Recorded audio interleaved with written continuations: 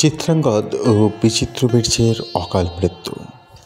সত্যবতীর গর্ভে মহারাজ শান্তনুর দুই পুত্র জন্মগ্রহণ করেন, জ্যেষ্ঠ চিত্রাঙ্গদ, কনিষ্ঠ বিচিত্রবীর্য। শান্তনুর মৃত্যুর পর চিত্রাঙ্গদ হস্তিনাপুরের রাজা হন।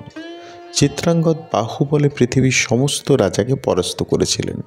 তিনি অত্যন্ত আত্মগর্বী ছিলেন। তিনি দেবতা, অসুর ও মানুষদের নিন্দা করতেন। গন্ধর্বদের রাজার নামও ছিল চিত্রাঙ্গদ। তিনি শান্তনুপুত্রের নিন্দাবাদ শুনে তার সঙ্গে সাক্ষাৎ করলেন।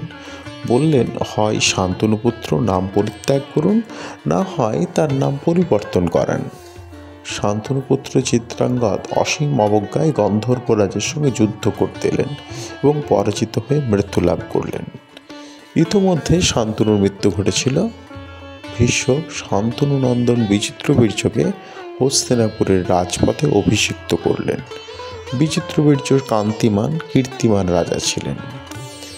ভীষ্ম শুনতে পেলেন অপ্সরার মতো সুন্দরী কাশীরাজের 3 কন্যায় একসঙ্গে স্বয়ংবরা হবেন।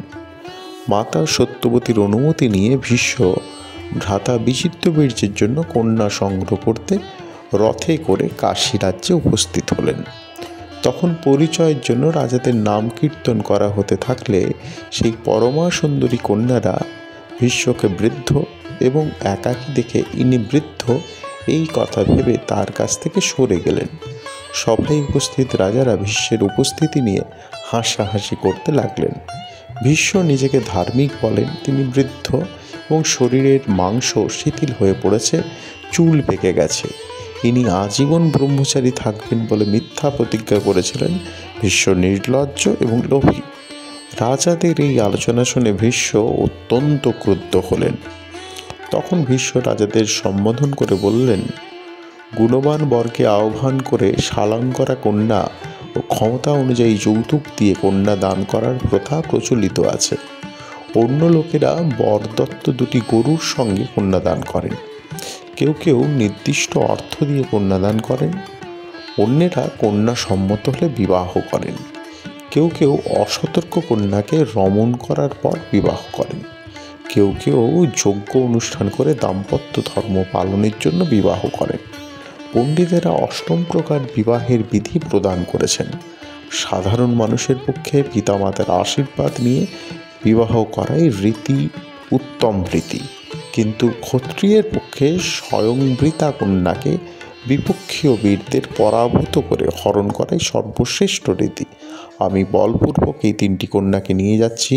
আপনারা শক্তি অবলম্বন করে আমাকে থামাবার জন্য বিশেষ চেষ্টা করুন।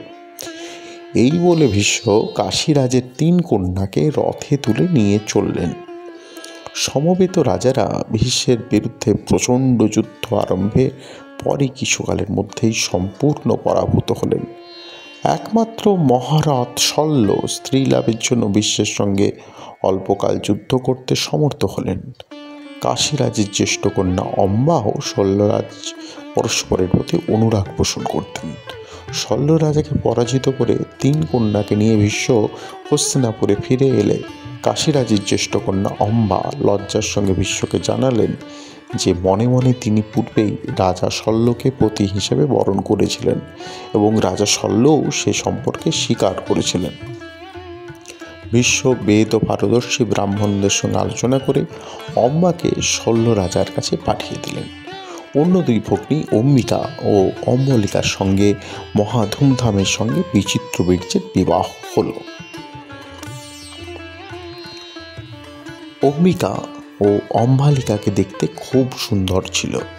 গায়ের রং শ্যামবর্ণ, কেশ কলাপ কুঞ্চিত ও নীলবর্ণ, নখসমূহ কিঞ্চিত উন্নত রক্তবর্ণ এবং নিতম্ব যুগল ও স্তনযুগল স্থূল ছিল।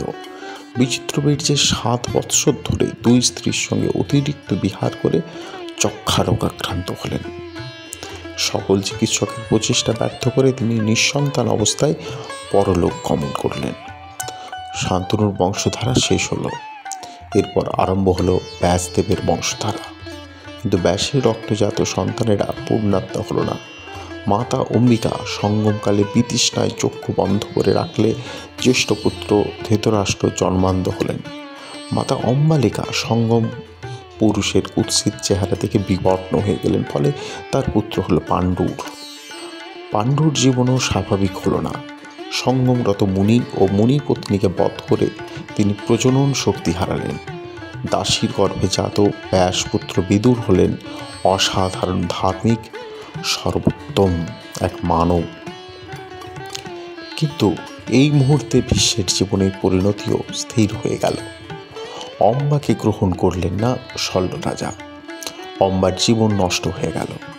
কিন্তু মৃত্যুর পূর্বে যে শূলপাণির আশীর্বাদ লাভ করল, পরজন্মে সেই হবে ভীষ্মের মৃত্যুর কারণ।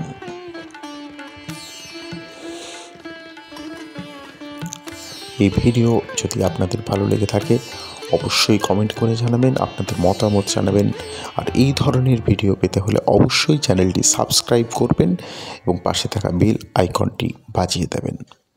নমস্কার, দেখা হবে অন্য কোনো আলোচনায়।